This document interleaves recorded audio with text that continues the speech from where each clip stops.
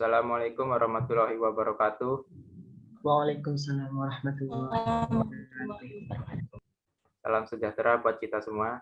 Perkenalkan, nama saya Raihan Azhari, NPM 2116021058 dari kelas reguler B.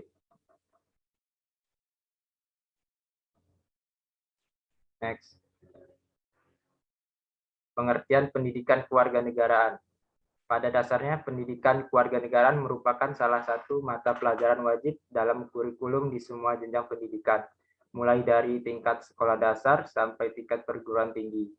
Hal ini ditegaskan dalam Undang-Undang Nomor 20 Tahun 2003 tentang Sistem Pendidikan Nasional Pasal 37. Pendidikan kewarganegaraan yaitu mata pelajaran yang terfokus pada pembentukan diri yang beragam dari berbagai suku, agama, budaya, sosial, bahasa, serta usia agar menjadi warga negara yang cerdas, taat hukum, terampil, serta berkarakter yang dilandasi oleh Pancasila dan UUD 1945. Tujuan pendidikan kewarganegaraan. Pertama, berpikir secara kritis, rasional, dan kreatif dalam menanggapi isu kewarganegaraan. Yang kedua, berpartisipasi secara aktif dan bertanggung jawab dalam kegiatan kemasyarakatan, berbangsa, dan bernegara. Yang ketiga, berkembang secara positif dan demokratis untuk membentuk diri berdasarkan pada karakter masyarakat Indonesia agar dapat hidup bersama dengan bangsa lain. Yang keempat, berinteraksi dengan bangsa lain dalam percaturan dunia secara langsung atau tidak langsung dengan memanfaatkan teknologi informasi dan komunikasi. Memahami hakikat pendidikan kewarganegaraan. Secara etimologis, pendidikan kewarganegaraan berasal dari kata pendidikan dan kewarganegaraan. Pendidikan berarti usaha sadar dan terencana untuk mewujudkan suasana belajar dan proses pembelajaran agar peserta didik secara aktif mengembangkan potensi dirinya. Sedangkan kewarganegaraan adalah segala hal ihwal yang berhubungan dengan warga negara. Secara terminologis, pendidikan kewarganegaraan adalah program pendidikan yang berintikan demokrasi politik diperluas dengan sumber-sumber pengetahuan lainnya. Secara yuridis, pendidikan kewarganegaraan dimaksudkan untuk membentuk peserta didik menjadi manusia yang memiliki rasa kebangsaan dan cinta tanah air. Secara historis, pendidikan kewarganegaraan di Indonesia awalnya diselenggarakan oleh organisasi pergerakan yang bertujuan untuk membangun rasa kebangsaan dan cita-cita Indonesia merdeka. Secara sosiologis, pendidikan kewarganegaraan Indonesia dilakukan pada tataran sosial kultural oleh para pemimpin di masyarakat yang mengajak untuk mencintai tanah air dan bangsa Indonesia. Secara politis, PKN Indonesia lahir karena tuntutan konstitusi atau UUD 1945 dan sejumlah kebijakan pemerintah yang berkuasa sesuai dengan masanya.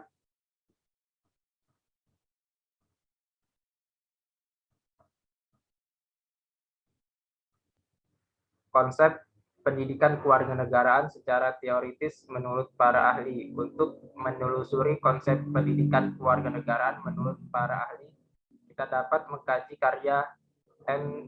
Numan Sumantri 2001, Abdul Aziz Wahab Dasapria 2011, Winarno 2013. Berikut ini satu definisi pendidikan kewarganegaraan menurut Numan Sumantri 2001 sebagai berikut. Pendidikan kewarganegaraan adalah program pendidikan yang berintikan demokrasi politik yang diperluas dengan sumber-sumber pengetahuan lainnya, pengaruh-pengaruh positif dari pendidikan sekolah, masyarakat, dan orang tua, yang kesemuanya itu diproses guna melatih para siswa untuk berpikir analitis, kritis, bersikap, dan bertindak demokratis dalam mempersiapkan hidup demokratis yang berdasarkan Pancasila dan UUD 1945.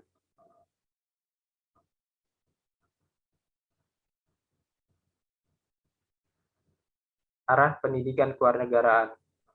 Di Indonesia, arah pengembangan pendidikan kewarganegaraan tidak boleh keluar dari landasan ideologi Pancasila.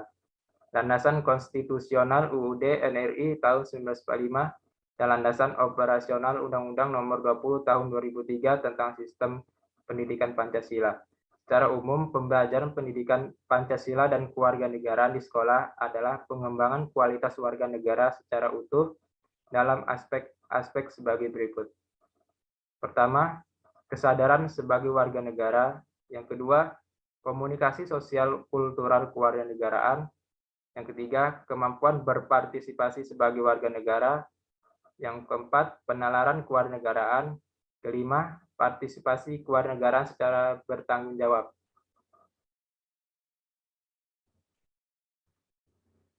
Contoh permasalahan dalam pendidikan kewarganegaraan. Era globalisasi yang ditandai oleh perkembangan yang begitu cepat dalam bidang teknologi informasi mengakibatkan perubahan dalam semua tatanan kehidupan termasuk perilaku warga negara, utamanya peserta didik.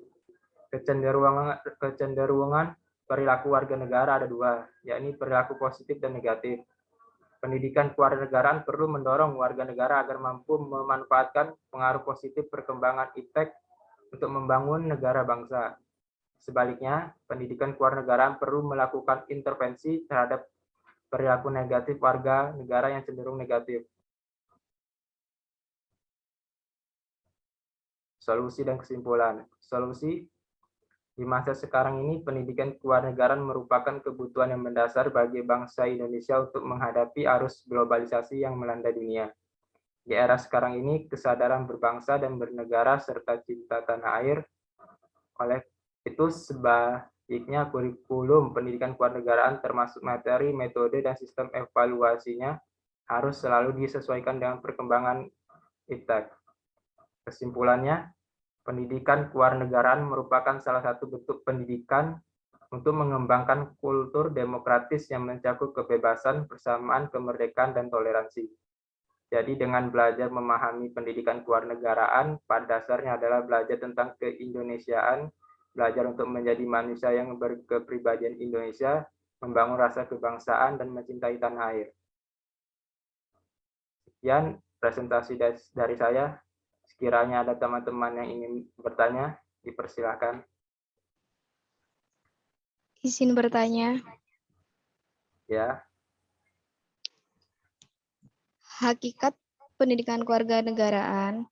Kita belajar pendidikan kewarganegaraan mulai dari TK sampai SMA, bahkan juga di perguruan tinggi. Tetapi masih banyak orang-orang atau terutama di kalangan pemuda yang tidak memiliki atau mengetahui apa itu pendidikan kewarganegaraan. Di sini, pendidikan kewarganegaraan yang telah diwajibkan dan diajarkan seolah tidak berarti. Kenapa ini bisa terjadi? Terima kasih. Untuk jawabannya tunggu sebentar ya, Lita.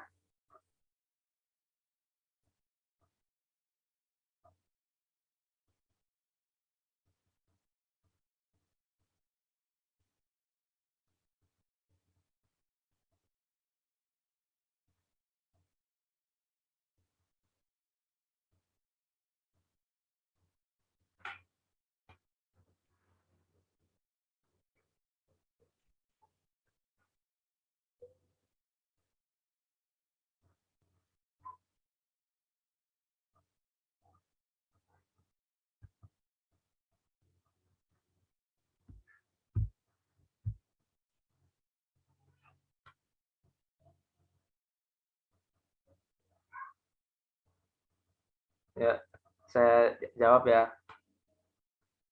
Menurut saya penyebab memudarnya nilai-nilai pendidikan kewarganegaraan Pancasila di kalangan remaja ialah adanya globalisasi. Dengan adanya globalisasi, maka generasi muda dengan mudah dan cepat mendapatkan segala informasi dari seluruh dunia. Informasi tersebut termasuk kebudayaan dan cara hidup manusia dari berbagai belahan dunia. Gimana Saudari Lita? Cukup, terima kasih.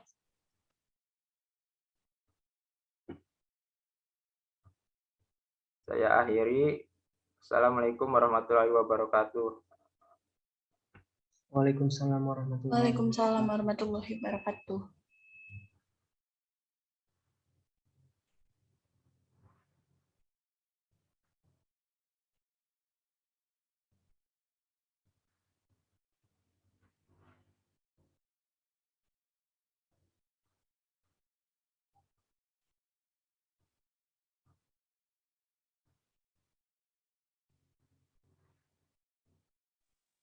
Selamat sore semuanya. Sore. Sore. Sore. Izin memperkenalkan diri. Nama saya Lita Fayanti Batubara, NPM 21160-21052. Di sini saya akan menjelaskan apa itu hakikat pendidikan kewarganegaraan. Hakikat pendidikan kewarganegaraan adalah supaya sadar, terencana dalam mencerdaskan kehidupan bangsa untuk negaranya, dengan memupuk jati diri dan moralitas bangsa sebagai dasar untuk pelaksanaan hak dan kewajiban dalam bela negara dengan keberlanjutan, kehidupan dan kejayaan bangsa dan negara. Selanjutnya, menurut Minto Rahayu, dalam buku Pendidikan Kewarganegaraan, Perjuangan Menghidupi Jati Diri Bangsa, tujuan dari hakikat pendidikan kewarganegaraan ialah membekali masyarakat untuk bisa menjalin berdasarkan Pancasila baik dengan negara ataupun sesama manusia.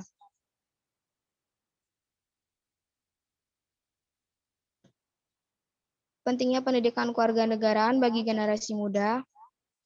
Dengan pendidikan kewarganegaraan, para generasi muda diharapkan memiliki kesadaran penuh akan demokrasi dan HAM. Dengan bekal keadaan ini, mereka akan memberikan kontribusi yang berarti dalam mengatasi berbagai masalah yang dihadapi bangsa, seperti konflik dan kekerasan yang terjadi dalam masyarakat Indonesia, dengan cara-cara yang damai dan cerdas. Selanjutnya, pendidikan kewarganegaraan memiliki latar belakang secara yang pertama itu etimologis, yang kedua yuridis, dan yang ketiga terminologis. Secara etimologis, latar belakang ini dari pendidikan negara berasal dari pemaknaan kedua kata tersebut, yakni kata pendidikan serta kewarganegaraan. Pendidikan merupakan usaha yang dilakukan secara sadar maupun terencana dalam proses pembelajaran agar bisa mengembangkan kemampuan dan potensi yang dimiliki. Sedangkan kewarganegaraan merupakan segala sesuatu hal yang memiliki keterkaitan dengan warga negara, hukum, serta politik. Yang kedua, secara yuridis. Latar belakang yuridis dari pendidikan kewarganegaraan tercantum dalam batang tubuh UUD 1945, serta rumusan Pancasila. Selain itu, secara yuridis, pendidikan kewarganegaraan juga tercantum dalam peraturan yang dibuat pemerintah dan MPR. Contohnya ketetapan MPR, peraturan pemerintah, dan peraturan daerah. Seluruh hal ini saling berhubungan dan memiliki kekuatan yang mengikat satu sama lain. Pendidikan kewarganegaraan secara yuridis memiliki agar masyarakat memiliki rasa cinta tanah air serta kebangsaan. Yang ketiga, secara terminologis. Latar belakang terminologis dari pendidikan kewarganegaraan ialah pendidikan yang berlandaskan demokrasi politik yang kemudian diperluas dengan sumber pengetahuan lainnya. Tujuannya agar melatih kemampuan berpikir yang kritis, analitis, serta bertindak secara demokratis sesuai dengan Pancasila dan Undang-Undang Dasar 1945.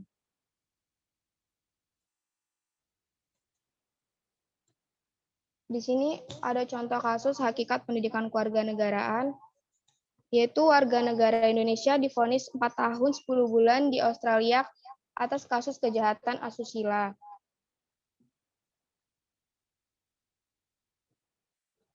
Billy Tamawi divonis 4 tahun 10 bulan penjara oleh Pengadilan Tinggi ACT. Tamawiwi dinyatakan bersalah karena telah memperkosa seorang laki-laki dengan modus membuat akun Facebook perempuan palsu untuk mengelabui korban agar mau berhubungan badan dengannya.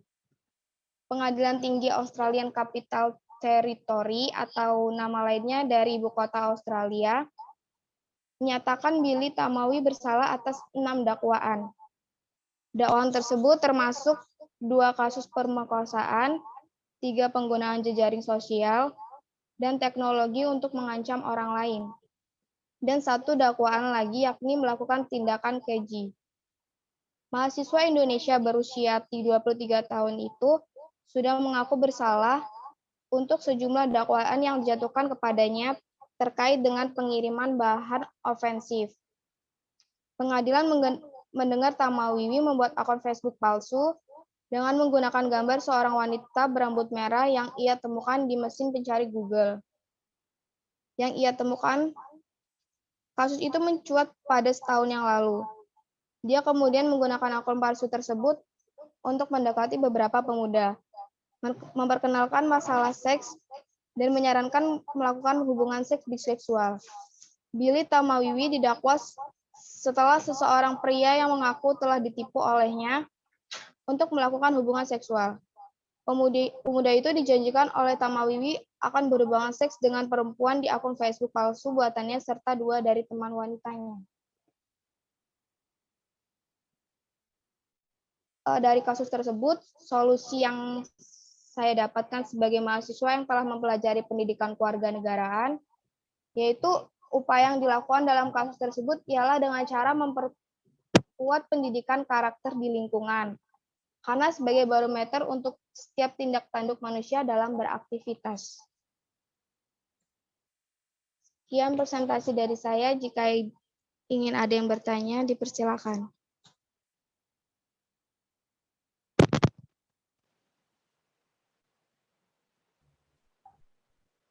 Izin bertanya.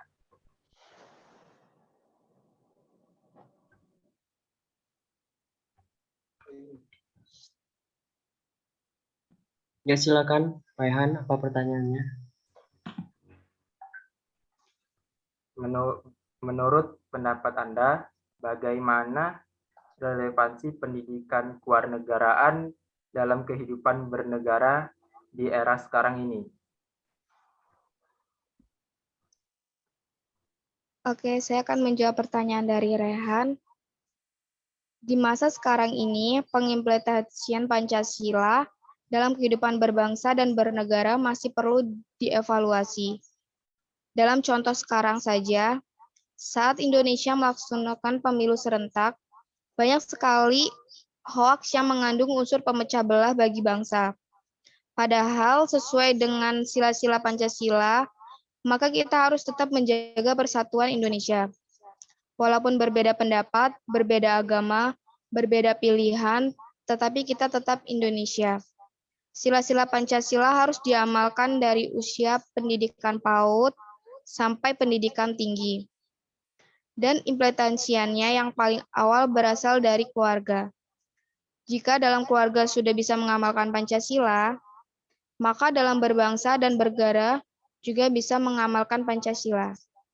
Cara pengimplementasiannya bisa dengan mengajak anak-anak untuk gotong royong, membersihkan rumah, mengajak bermusyawarah, menentukan motor apa yang hendak dibeli, bangun pagi-pagi untuk mengikuti upacara di sekolah, dan lain-lainnya.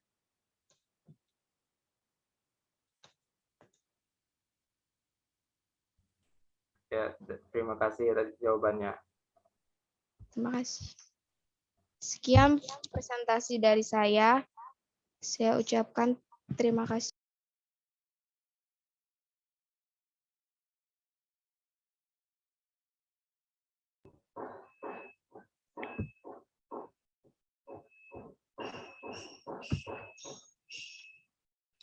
Apakah sudah terlihat? Sudah.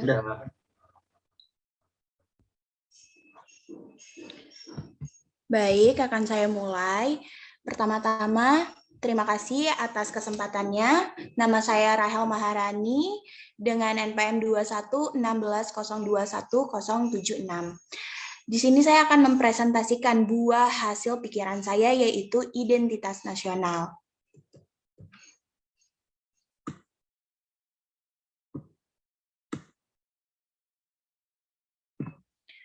Pengertian dan pentingnya identitas nasional. Identitas nasional itu merupakan suatu penanda atau jati diri suatu bangsa yang dapat membedakan ciri khasnya dengan bangsa lain. Karena ciri khas suatu bangsa terletak pada konsep bangsa itu sendiri. Identitas nasional penting untuk kewibawaan negara dan ciri khas Indonesia. Identitas nasional akan memunculkan rasa saling hormat dan pengertian, sehingga tidak ada perbedaan antar negara seperti yang kita ketahui, yaitu satu, sebagai pemersatu bangsa, dua, sebagai ciri khas yang membedakan sebuah bangsa dari bangsa yang lain, ketiga, sebagai pegangan atau landasan bagi sebuah negara untuk berkembang atau mewujudkan potensi yang dimiliki.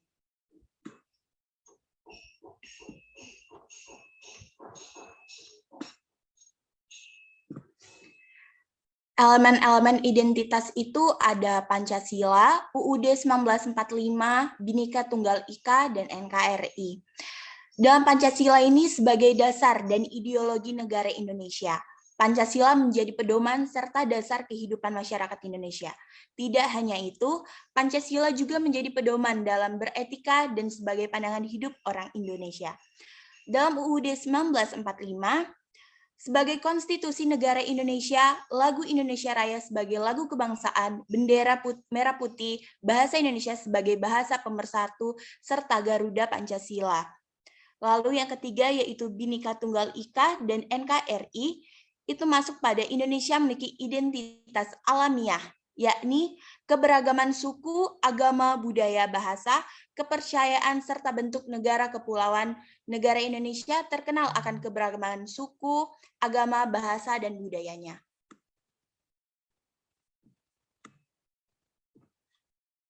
Lalu, Pancasila sebagai identitas nasional, yaitu sebagai kepribadian bangsa yang dapat mendorong bangsa Indonesia agar tetap berjalan sesuai relnya, tetapi tidak melawan arus globalisasi, melainkan bangsa menjadi lebih cermat dan bijak dalam menjalani dan menghadapi tantangan dan juga peluang yang ada. Degradasi moral saat ini. Degradasi menurut KBBI, Kamus Besar Bahasa Indonesia, dapat diartikan sebagai kemunduran, kemerosotan, penurunan. Sedangkan pengertian dari moral, menurut Wikipedia, adalah istilah manusia menyebut ke orang lain dalam tindakan yang memiliki nilai positif. Penyebab degradasi moral, yaitu ada 4 faktor utama penyebab kemunduran moral adalah lingkungan baik sekolah maupun tempat anak-anak bermain. Kedua, kemajuan teknologi seperti internet di mana-mana anak dan remaja dengan mudah mengakses pornografi. Ketiga, sifat keingintahuan remaja. Dan keempat adalah orang tua. Dampak degradasi moral yaitu merupakan kemerosotan nilai-nilai moral dan etika, pola tingkah laku pada seseorang yang cenderung selalu negatif. Bagaimana kita menyikapi degradasi kemenurunan degradasi moral, yaitu adalah pertama, pengawasan dan juga perhatian orang tua, memberikan pendidikan karakter, penegakan hukum, dan meningkatkan pendidikan moral dan agama.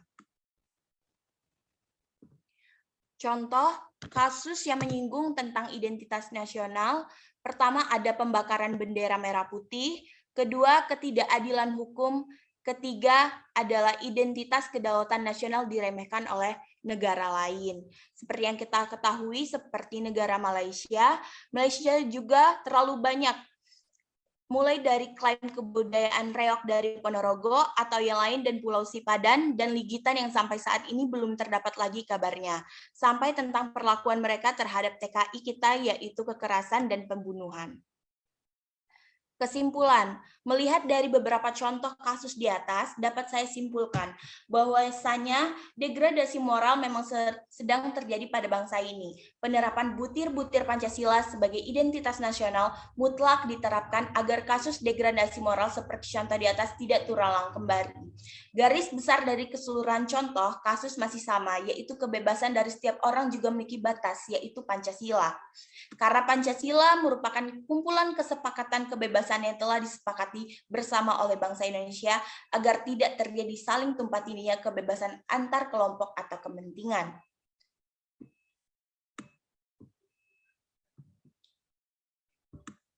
Lalu ada saran, pendidikan karakter merupakan hal yang sangat perlu didapatkan oleh seluruh masyarakat Indonesia dari sejak dini. Dengan adanya pendidikan karakter, kesadaran antar manusia diharapkan dapat dicapai dengan sendirinya.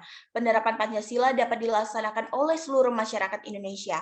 Peranan dari pihak orang tua sangatlah diperlukan. Di luar hal tersebut, pemerintah juga mempunyai kewajiban untuk memberikan pendidikan moral sejak dini. Bisa dilakukan dengan perubahan kurikulum yang terdapat pada pendidikan dasar dan menengah. Juga dengan perubahan hukum agar lebih detail dalam mencari kebenaran agar tidak terjadi penyimpangan oleh oknum-oknum yang gemar bermain kata-kata dengan hukum yang hanya akan mencari pembenaran bukan kebenaran. Memang tugas kita sebagai pemuda untuk membenahi permasalahan-permasalahan seperti degradasi moral ini. Kesadaran kita mutlak diperlukan ataukah kita hanya akan membutakan diri dengan hanya bermain di zona nyaman kita. Sekian, terima kasih. Selanjutnya adalah sesi tanya jawab.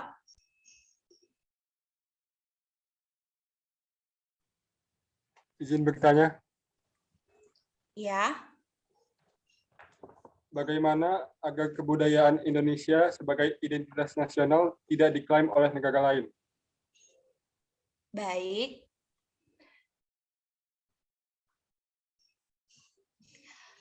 Yang perlu dilakukan agar kebudayaan Indonesia sebagai identitas nasional tidak diklaim oleh negara lain adalah pertama, mencintai, mengapresiasi, dan melestarikan kebudayaan Indonesia.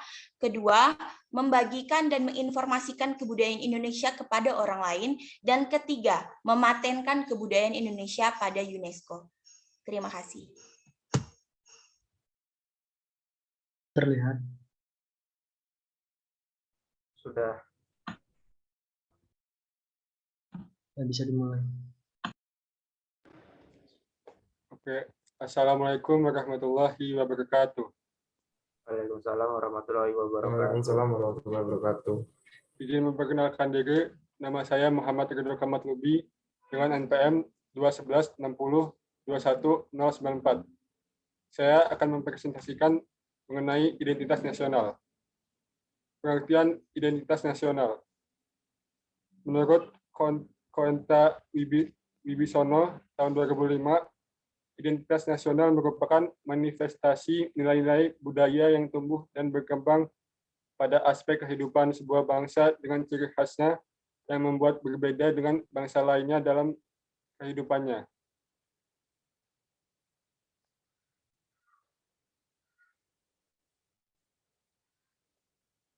Unsur-unsur dalam identitas nasional. Ada suku bangsa, kebudayaan, agama, dan bahasa.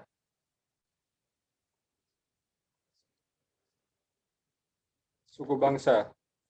Golongan sosial yang khusus yang bersifat adskriptif ada sejak lahir, yang sama coraknya dengan golongan umur dan jenis kelamin.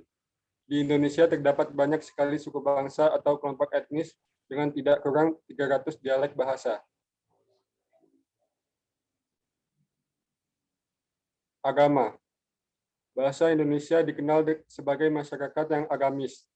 Agama-agama yang tumbuh dalam dan berkembang di Nusantara adalah agama Islam, Kristen, Katolik, Hindu, Buddha, dan Konghucu.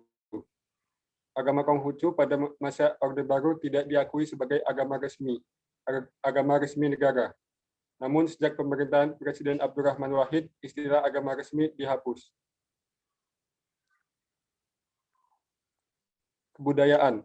Pengetahuan manusia sebagai makhluk sosial yang isinya adalah perangkat-perangkat atau model-model pengetahuan yang secara kolektif digunakan oleh pendukung-pendukungnya untuk menafsirkan dan memahami lingkungan yang dihadapi dan digunakan sebagai rujukan atau pedoman untuk bertindak dalam sebuah kelakuan dan benda-benda kebudayaan sesuai dengan lingkungan yang dihadapi. Bahasa. Bahasa dipahami sebagai sistem perlambangan yang secara arbiter dibentuk atau atas unsur-unsur bunyi ucapan manusia dan yang digunakan sebagai sarana berinteraksi antar manusia. Dari unsur-unsur tersebut dapat dirumuskan pembagian identitas nasional menjadi 3 bagian sebagai berikut.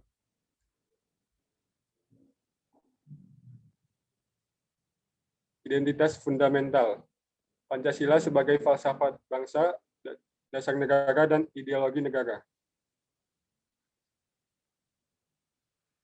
Identitas instrumental. UUD 1945 dan tata perundangannya, bahasa Indonesia, lambang negara, bendera negara, dan lagu kebangsaan.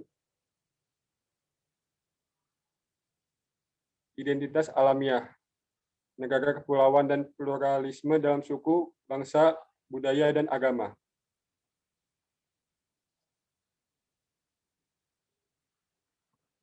Contoh kasus identitas nasional. Malaysia pernah mengklaim batik yang katanya sudah menjadi bagian budaya mereka sejak lama. Tak terima, pemerintah Indonesia kemudian mengirimkan nota keberatan kepada pemerintah Malaysia. Tak mau kecolongan kedua kalinya, Indonesia lalu mendaftarkan batik ke UNESCO pada tanggal 3 September 2008. Setahun berselang pada tanggal 2 Oktober 2009, UNESCO kemudian mengesahkan batik menjadi warisan budaya Indonesia. Solusi. Di saat identitas negara kita diakui oleh negara lain, hal yang dapat dilakukan oleh kita selain mengakui dan diakui di kancah internasional, alangkah lebih baiknya kita sebagai warga negara Indonesia mengetahui dan memahami terlebih dahulu berbagai jenis identitas nasional tersebut. Kemudian setelah kita mengetahui dengan baik, maka kita harus melakukan pelestarian identitas nasional. Contohnya dengan cara memakai batik di saat sebuah acara resmi. Sehingga dengan banyaknya warga negara yang melakukannya, maka identitas nasional, khususnya kebudayaan, tidak dapat dengan mudah diakui oleh negara lain karena di dalam negeri kita sendiri banyak yang melestarikan kebudayaan tersebut. Kesimpulan. Identitas nasional merupakan ciri khas suatu negara. Oleh sebab itu, maka alangkah lebih baik kita sebagai warga negara Indonesia berkewajiban untuk melestarikan, menjaga, dan bahkan memperkenalkan kepada dunia bahwa Indonesia memiliki identitas nasional sendiri yang dapat dibanggakan di kancah dunia. Sekian presentasi dari saya. Bila ada yang ditanyakan, silahkan.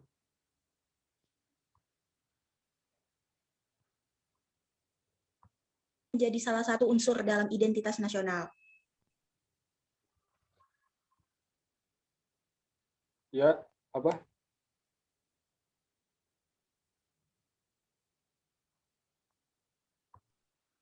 Mengapa kebudayaan menjadi salah satu unsur dalam identitas nasional?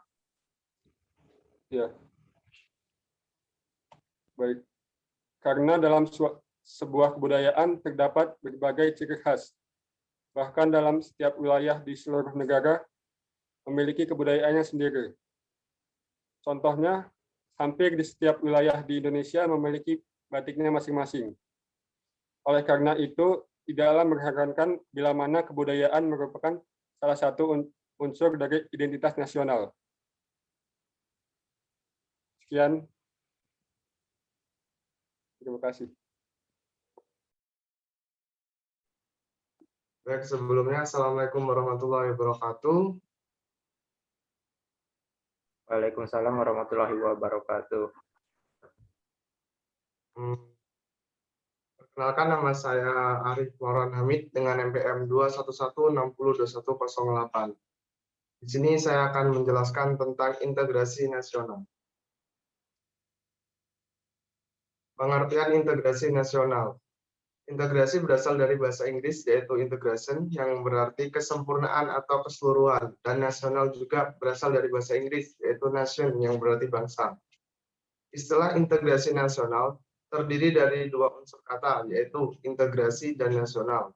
Dalam Kamus Besar Bahasa Indonesia, edisi ketiga tahun 2002, dikemukakan bahwa istilah integrasi mempunyai pengertian pembaruan atau penyatuan hingga menjadi kesatuan yang utuh atau bulat.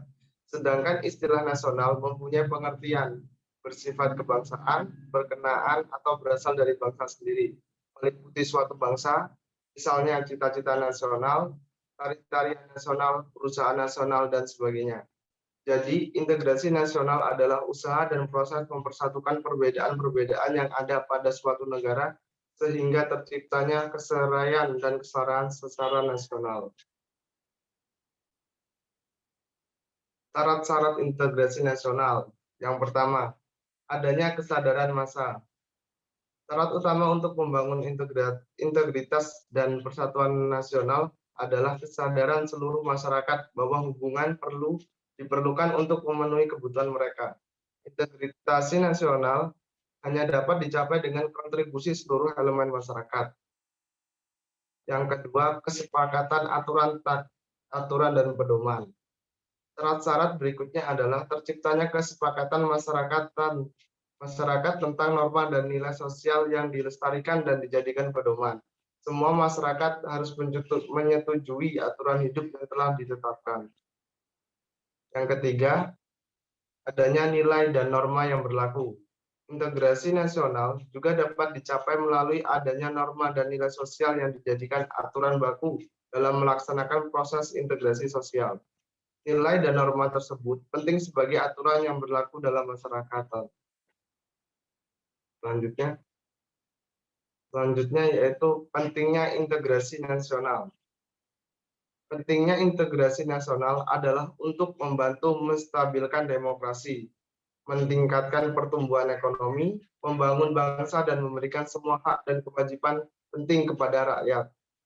Selain itu juga, pentingnya integrasi nasional adalah untuk mempersatukan perbedaan yang ada di Indonesia, sehingga tidak ada konflik dan perpecahan belah.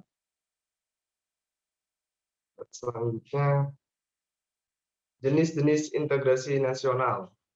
Yang pertama ada integrasi asimilasi. Adalah bentuk integrasi yang merupakan perpaduan dua budaya atau lebih yang menghilangkan ciri-ciri budaya asli yang diterima masyarakat. Yang kedua ada integrasi akulturasi, yaitu perpaduan dua budaya atau lebih tanpa menghilangkan ciri-ciri budaya asli di lingkungannya. Yang ketiga ada integrasi normatif, yaitu integrasi yang didasarkan pada norma-norma yang menghubungkan masyarakat.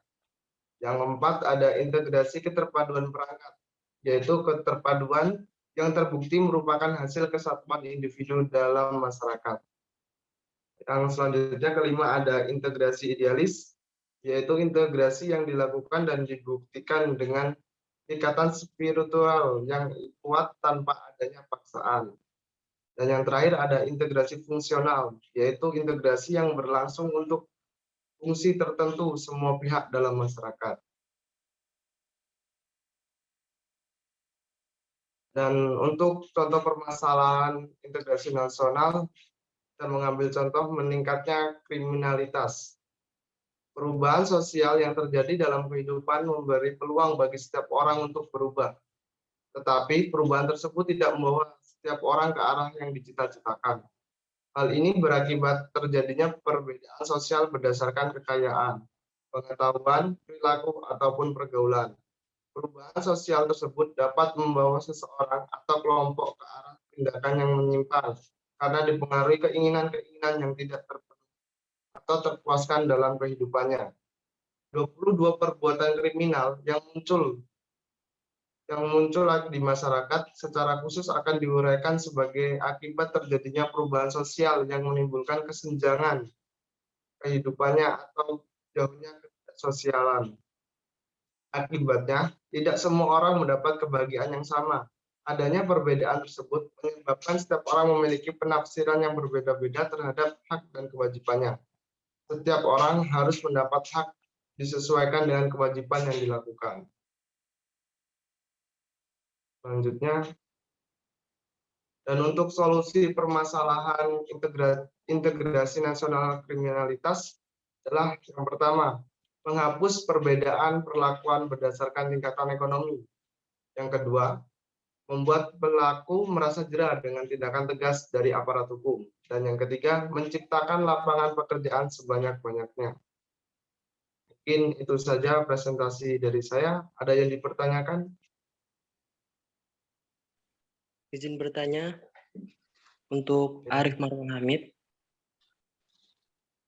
Apakah terdengar suara saya? Terdengar. Baik, pertanyaan adalah, mengapa kriminalitas salah satu termasuk permasalahan atau tantangan integrasi nasional yang dapat menghambat perkembangan suatu negara? Baik, cukup, terima kasih. Ya, izin jawab. Mengapa kriminalitas salah satu tantangan integrasi nasional? Mungkin karena tindakan kriminalitas dapat menghambat perkembangan suatu negara. Yang pertama itu, dan itu merupakan suatu masalah yang berat buat suatu negara yang harus diatasi secara langsung dan serius. Mungkin itu saja yang saya jawab. Apa sudah cukup? Baik, terima kasih atas jawabannya. Sudah cukup. Baik, mungkin itu saja presentasi dari saya dan akan dilanjutkan oleh Saudara Heri.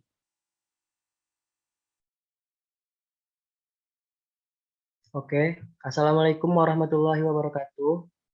Waalaikumsalam warahmatullahi wabarakatuh.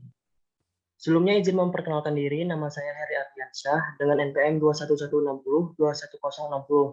Di sini saya akan mempresentasikan mengenai integrasi nasional. Pengertian integrasi nasional menurut para ahli. Integrasi nasional merupakan proses penyatuan wilayah yang membuat perbedaan. Berikut ini pengertian integrasi nasional menurut para ahli. 1. Menurut Dr. Nazardin Syamsdin, integrasi nasional adalah proses pemersatuan suatu bangsa yang meliputi seluruh aspek kehidupannya, yakni aspek politik, sosial, ekonomi, dan budaya. Yang kedua, menurut Howard Wingins, integrasi nasional adalah penyatuan bagian-bagian individu, masyarakat menjadi satu kesatuan atau satu keutuhan yang lebih utuh, atau penyatuan banyak komunitas kecil ke dalam suatu negara.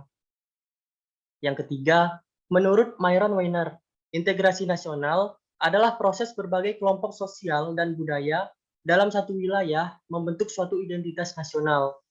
Yang keempat, menurut J. Sujati Jiwandono, integrasi nasional adalah cara untuk mendamaikan keberlanjutan dalam kesatuan nasional dalam arti luas dengan hak untuk menentukan nasib sendiri.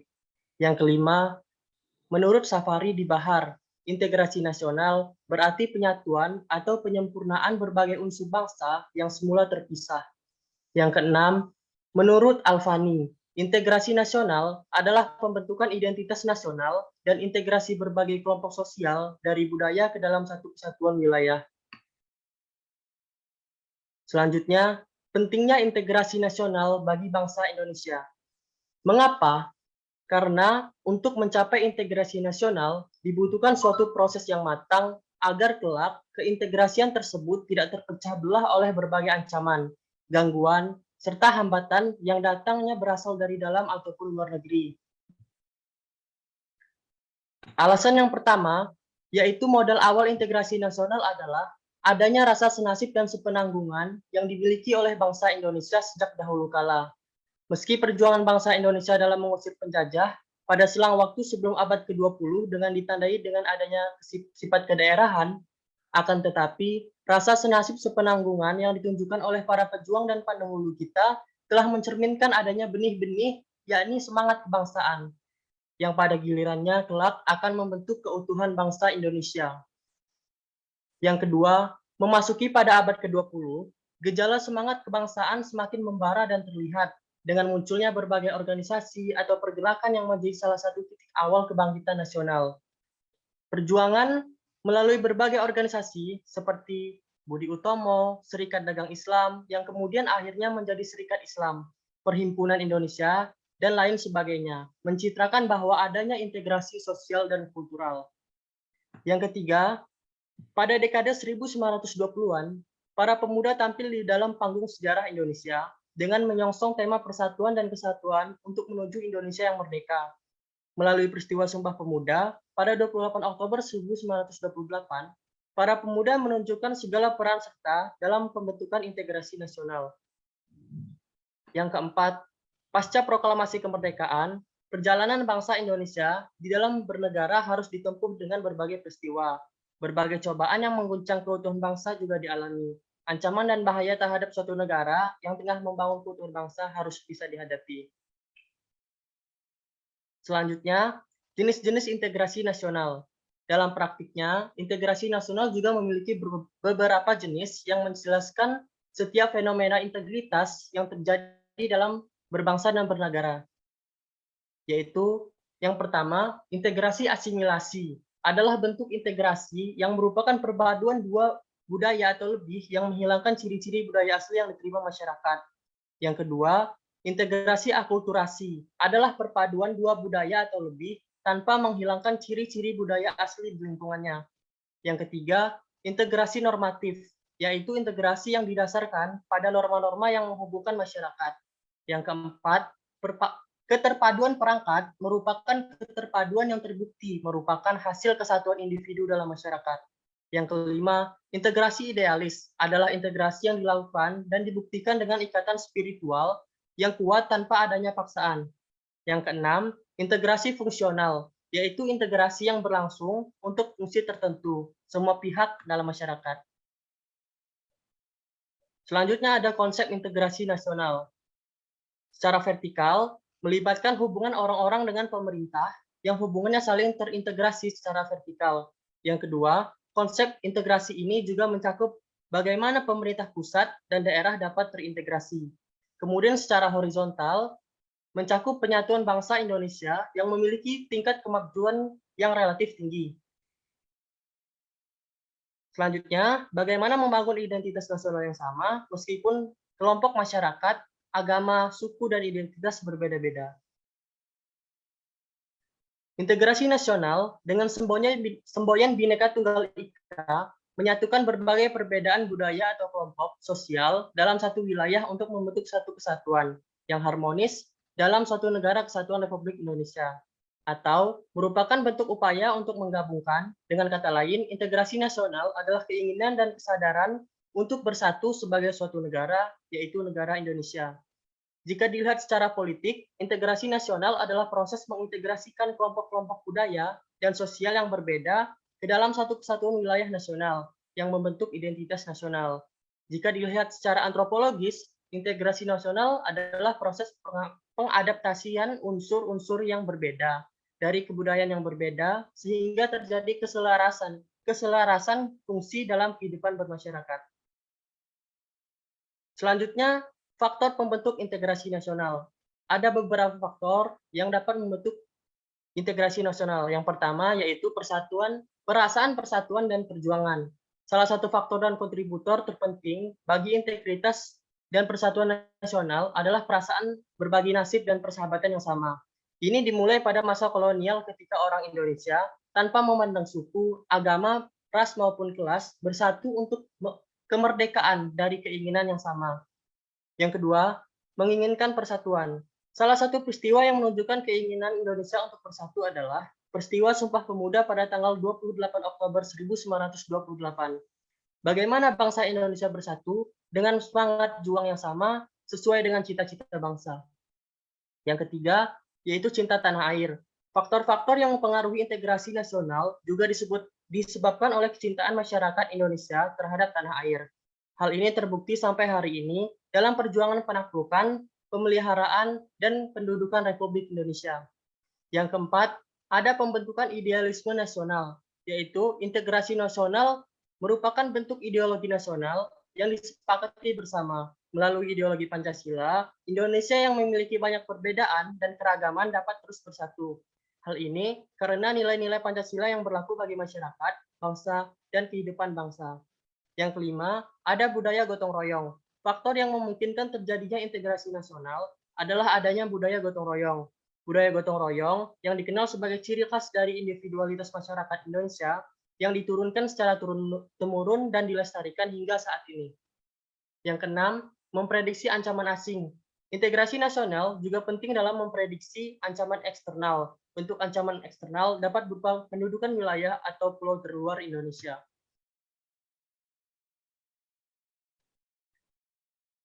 Yang selanjutnya adalah faktor penghambat integrasi nasional. Disintegrasi dapat terjadi melalui satu, masyarakat Indonesia yang beragam. Masyarakat yang ada sangat beragam dan mencakup berbagai suku, agama, ras, dan golongan lainnya. Bahkan, terbukti ada ribuan suku bangsa di Indonesia yang menghambat integrasi bangsa karena perbedaan yang tegas. Yang kedua, ada luas wilayah Indonesia. Luas wilayah Indonesia juga dapat menghambat integrasi nasional. Indonesia dikenal sebagai negara kepulauan dengan lebih dari 17.000 pulau yang dipisahkan oleh lautan luas. Yang ketiga, pemahaman etnosentrisme yang kuat. Etnosentrisme adalah bentuk fanatisme kelompok etnis yang mengakui budaya mereka lebih unggul dari budaya lain. Hal ini memungkinkan semua suku bangsa Indonesia untuk percaya bahwa budaya mereka lebih unggul dari suku-suku lain. Situasi ini dapat menjadi ancaman bagi integrasi nasional. Yang keempat, yaitu pembangunan yang tidak merata. Mengingat wilayah Indonesia yang sangat luas, tantangan dalam melaksanakan integrasi nasional adalah ketimpangan pembangunan. Wilayah Jawa dan Indonesia bagian barat mungkin lebih berkembang daripada Indonesia bagian timur. Hal ini dapat menyebabkan ketidakpuasan dengan beberapa pemangku kepentingan. Yang kelima, erosi budaya adat dimulai. Erosi budaya adat juga dapat menghambat integrasi nasional. Lemahnya nilai budaya suatu negara bermula dari kuatnya pengaruh budaya asing yang tidak sesuai dengan kepribadian negara tersebut, baik melalui kontak langsung maupun tidak langsung. Berikut adalah masalah serta solusi untuk menanganinya.